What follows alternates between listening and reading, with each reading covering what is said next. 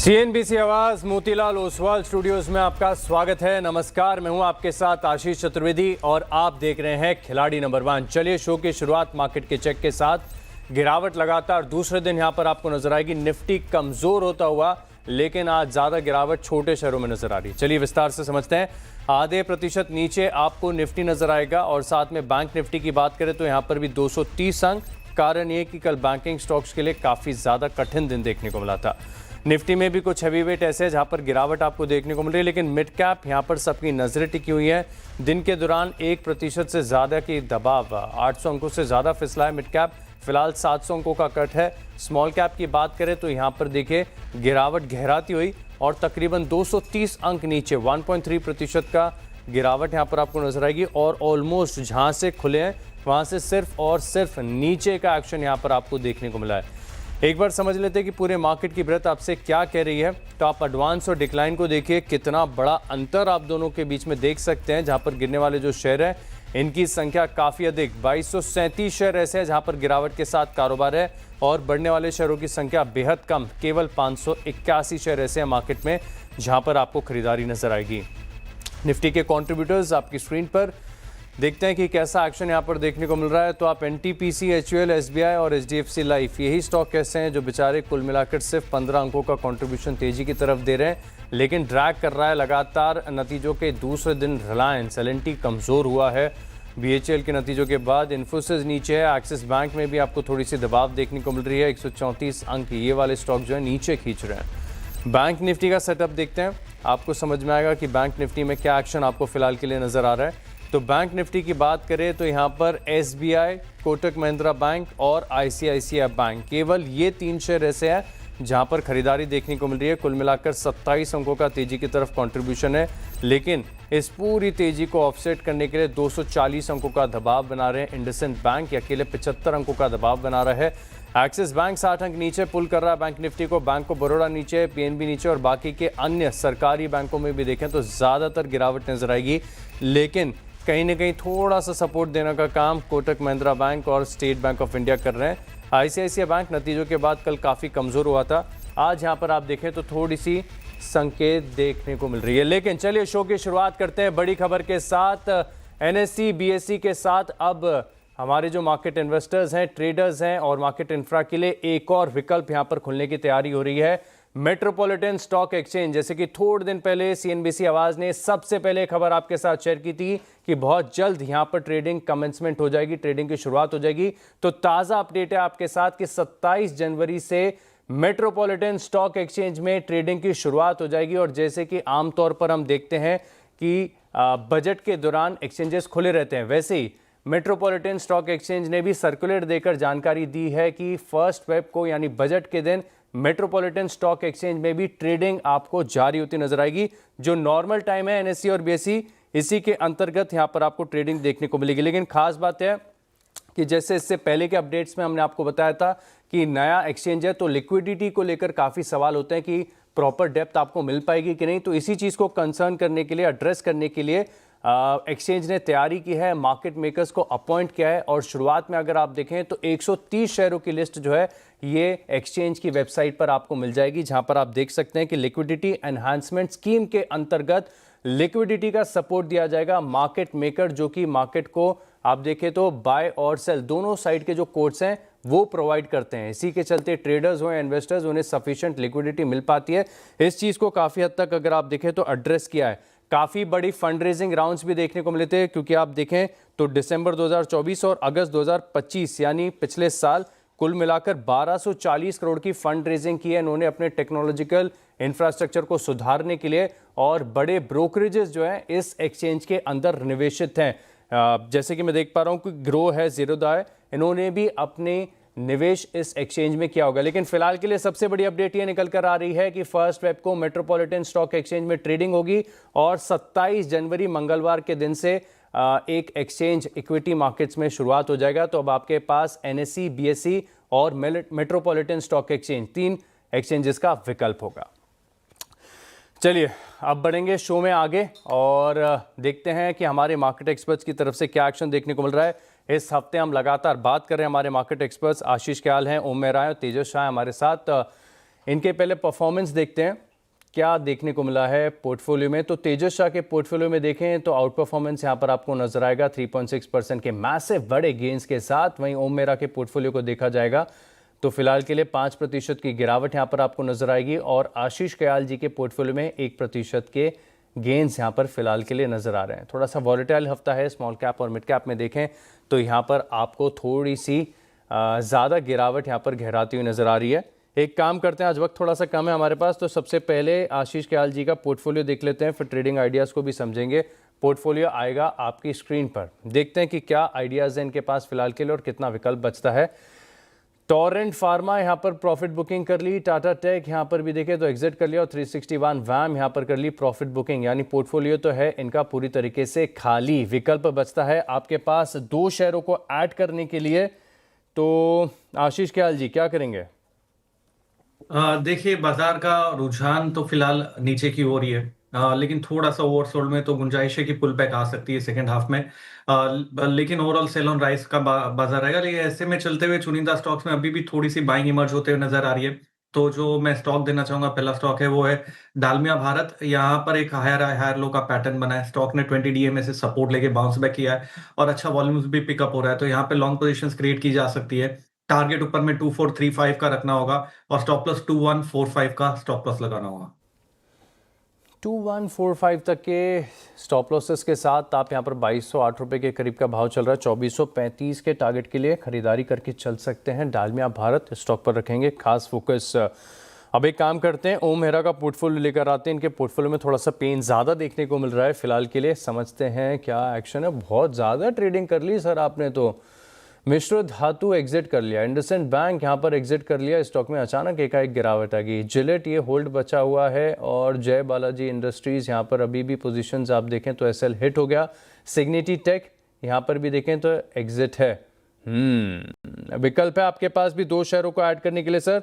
एक तो पहले बताइए इतनी ज़्यादा ट्रेडिंग, कहीं ओवर ट्रेडिंग तो नहीं हो रही, और दूसरी चीज़ ये कि कौन सा स्टॉक अब ऐड करेंगे आप? जी बिल्कुल, अपॉर्चुनिटी यहाँ पे ढूंढना पड़ता है ऐसे मार्केट में। और कहीं ना कहीं जो करेक्शन है, जो शॉर्ट टर्म वॉलिटिलिटी है, वो स्टॉक स्पेसिफिक एक्शन में भी देखना पड़ रहा है। तो थोड़ा हमें प्रॉफिट बुकिंग भी जल्दी करनी पड़ेगी, बट कभी करंट लेवल से फॉल में हमें एग्जिट भी कराना पड़ता है, तो वो रूल्स है। और आज के लिए स्टॉक के अगर हम पिक करेंगे तो दीपक नाइट्रेट यहाँ पे मेरा पहला पिक रहेगा। 1610 का भाव आसपास से चल रहा है। इसका स्टॉप लॉस रखेंगे 1560 का और टारगेट रहेगा 1800 का। 1800 के टारगेट्स यहाँ पर देखने को मिल सकता है। अच्छा, ऐसे मार्केट में भी अगर ये स्टॉक स्ट्रेंथ दिखा रहा है तो ज़रूर कुछ ना कुछ खास हो रहा है। 1610 रुपये के करीब का भाव चल रहा है। 1560 रुपये का आप लगाइए स्टॉप लॉस और फिर 1800 रुपये तक के टारगेट्स यहाँ पर आपको नजर आएंगे। अब चलिए तेजस शाह का पोर्टफोलियो देखते हैं, इनके पोर्टफोलियो में क्या है खास। और ट्रेडिंग आइडियाज़ के लिहाज से आप देखें तो यहाँ पर IFSCI ये होल्ड है, अशोक लीलैंड ये भी होल्ड है। 2 तो ओपन पोजीशन है, 2 पोजीशन आपने क्लोज की हुई है। विकल्प सिर्फ 1 शेयर का सर, बड़े कन्विक्शन के साथ बेहतरीन स्टॉक ऐड करना पड़ेगा, कौन सा और क्यों? मैं वेट करना चाहूंगा। मैं मार्केट ड्यूरिंग मार्केट आवर्स में अगर कोई अपॉर्चुनिटी रहेगी तो मैं बाय कॉल दूंगा। बट फॉर टाइम बिंग मुझे लग रहा है मार्केट में जो करेक्शन है वो गहरा सकता है, तो थोड़ा सा वेट करना चाहूंगा। कोई स्टॉक है रडार पर जिसे एटलीस्ट आप थोड़ी देर बाद देखेंगे? तो मेरा जो स्टॉक है, मुझे PSU बैंकिंग स्टॉक्स अच्छे लग रहे हैं, तो मेरा जो पिक है वो स्टेट बैंक की है। अगर इसमें थोड़ी सी हल्की सी गिरावट आती है तो I will initiate a long call in this stock. लेकिन सर खेल के जो नियम है इसके अनुसार अभी मुझे डायरेक्टर साहब बता रहे हैं कि 1 शेयर तो आपको ऐड करना ही पड़ेगा, गेम के अंदर तो बने ही रहना पड़ेगा आपको। तो स्टेट बैंक ऑफ इंडिया ही या फिर किसी और कन्विक्शन आइडिया को चुनेंगे? स्टेट बैंक ऑफ इंडिया के साथ जाना चाहूंगा। ठीक हिसाब से अगर देखेंगे PSU बैंक्स इतने खराब मार्केट में भी अभी भी अच्छे कर रहे हैं, और मुझे लग रहा है ये स्टॉक्स में जो PSU बैंक्स में जो गिरावट आ रही है उसमें बाइंग अपॉर्चुनिटी है। तो स्टेट बैंक ऑफ इंडिया मेरा प्रेफर्ड पिक रहेगा। करंट भाव पे खरीदारी की जा सकती है। इसमें आपको 1005 का स्टॉप लॉस लगाना पड़ेगा, लक्ष्य रहेगा 1100 का। 1100 रुपये तक के टारगेट्स यहाँ पर आपको देखने को मिल सकते हैं। स्टेट बैंक ऑफ इंडिया खेल के नियम है तो पालन तो बिल्कुल करना ही पड़ेगा। 1100 रुपये का टारगेट, 1005 रुपये का स्टॉप लॉस।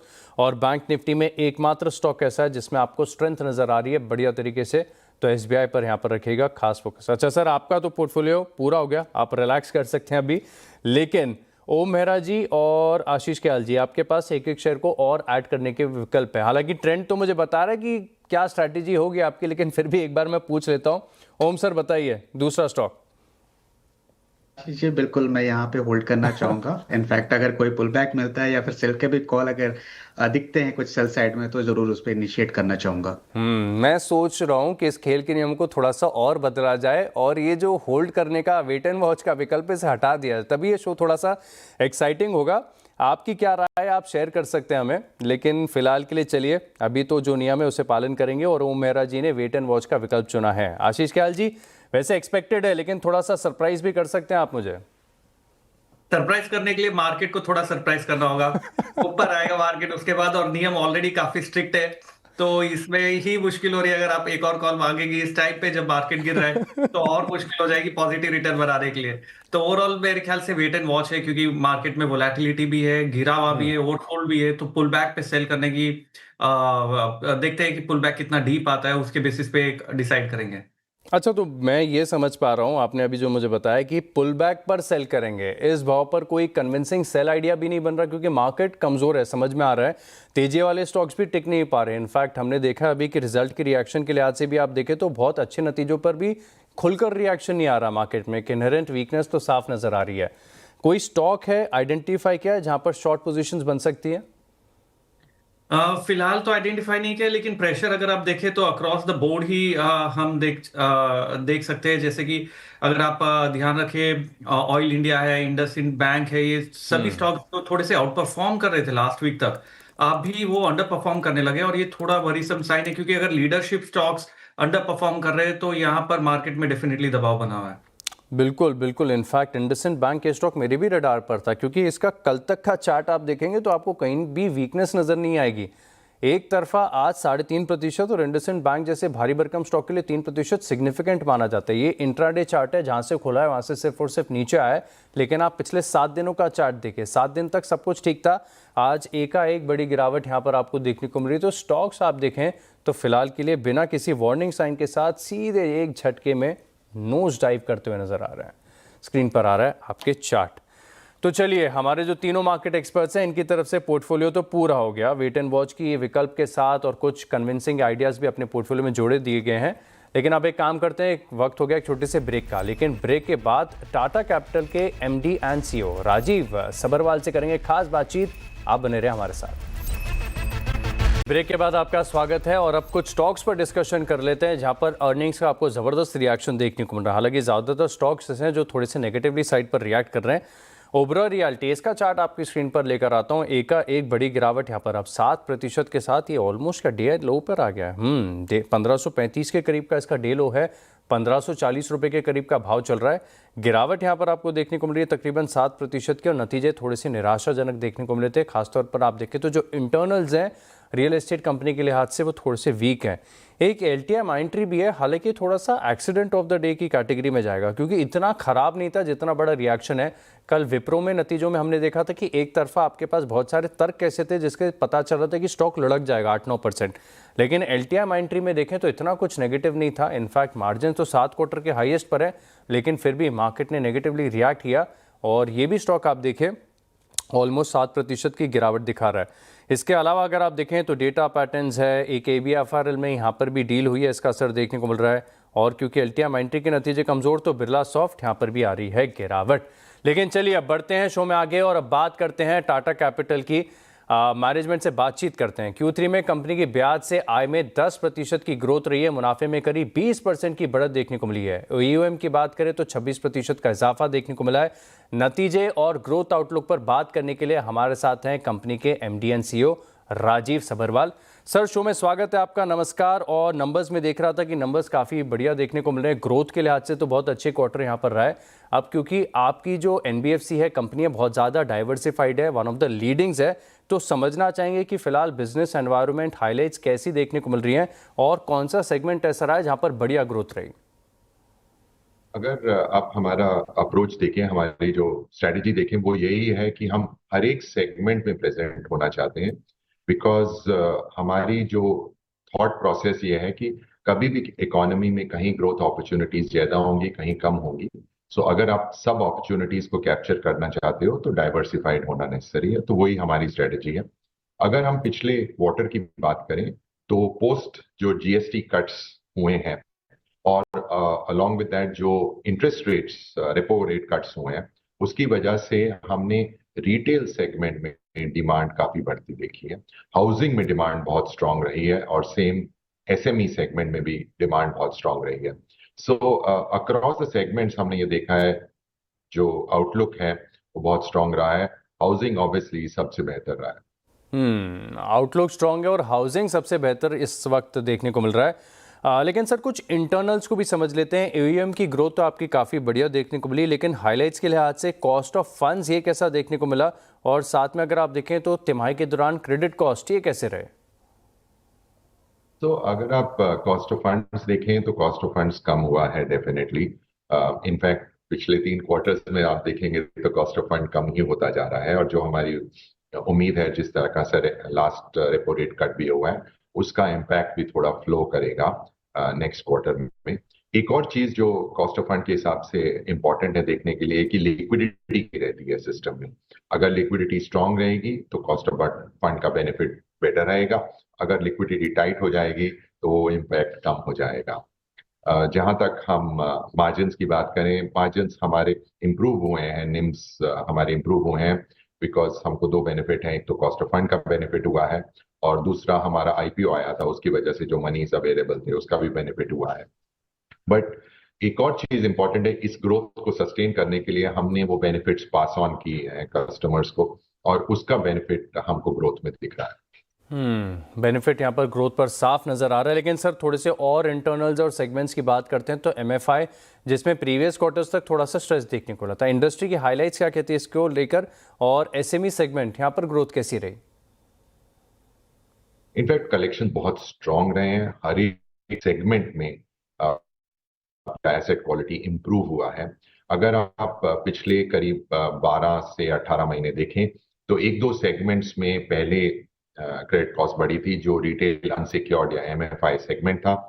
हमने ये देखा है क्वार्टर 1 के बाद क्वार्टर ऑन क्वार्टर ये पोर्टफोलियो क्वालिटी इंप्रूव होती जा रही है, मंथ ऑन मंथ इंप्रूव होती जा रही है, और इसकी वजह से अब हमको ग्रोथ भी बेटर दिखने लग गई है एमएफआई सेगमेंट में भी और रिटेल अनसिक्योर्ड बिजनेस में भी। एसएमई हमेशा से क्वार्टर 3 और क्वार्टर 4 बहुत स्ट्रांग रहा है, और हमने ये क्वार्टर 3 में ग्रोथ जो आप देखें बहुत स्ट्रांग रही है, और हमारी ये उम्मीद है ये क्वार्टर 4 में भी सस्टेन होगी। लेकिन सर क्योंकि जैसे कि हम शो की शुरुआत में भी बात कर रहे थे कि वन ऑफ मोस्ट डाइवर्सिफाइड और लीडिंग एनबीएफसी आपकी कंपनी, तो बजट आ रहा है, तो बजट को लेकर क्या उम्मीदें हैं सर आपकी? आई थिंक अगर आप देखें जो रिसेंट अप्रोच रही है गवर्नमेंट की भी और आरबीआई की भी, आरबीआई ने अपनी तरफ से लिक्विडिटी इंप्रूव की है, इंटरेस्ट रेट्स नीचे लेके आए हैं और लेंडिंग और ग्रोथ को सपोर्टिव बनाया है। सिमिलरली गवर्नमेंट की स्ट्रेटजी यही रही है, जीएसटी कट कम हुए हैं। सिमिलरली कुछ सेगमेंट्स में जहां सपोर्ट की जरूरत है, जहां एक्सपोर्ट में चैलेंजेस थे, उन्होंने सपोर्ट दी है सो दैट ये ग्रोथ एकदम सस्टेन रहेगा। मेरे हिसाब से ये बजट भी ओरिएंटेड बजट रहेगा, जहां पर manufacturing as well as services को ग्रोथ की अपॉर्चुनिटी मिलेगी। बहुत बहुत धन्यवाद सर आपका हमारे साथ जुड़ने के लिए, नतीजे और ग्रोथ आउटलुक पर विस्तार से हमारे साथ बात करने के लिए। Thank you so much sir. चलिए इसी के साथ रुकते हैं छोटे से ब्रेक के लिए, लेकिन ब्रेक के बाद तीनों खिलाड़ियों का रिपोर्ट कार्ड आपकी स्क्रीन पर। ब्रेक के बाद आपका स्वागत है। अब देखते हैं रिपोर्ट कार्ड। तीनों खिलाड़ियों का पोर्टफोलियो आपकी स्क्रीन पर आएगा। सबसे पहले आशीष ख्याल जी के पोर्टफोलियो में डालमिया भारत है, जिन स्तरों से आपके साथ शेयर किया गया थोड़ा सा ऊपर चल रहा है। अब बात करते हैं ओम मेहरा जी के पोर्टफोलियो में, तो 2 ट्रेडिंग आइडियाज़ है। एक तो जिलेट है जो 2% का डेंट दे रहा है, इसके बारे में कुछ ना कुछ आपको विचार करना पड़ेगा सर। और दीपक नाइट्रेट, ये भी ऑलमोस्ट आधे प्रतिशत जिन स्तरों से शेयर किया नीचे आ चुका है।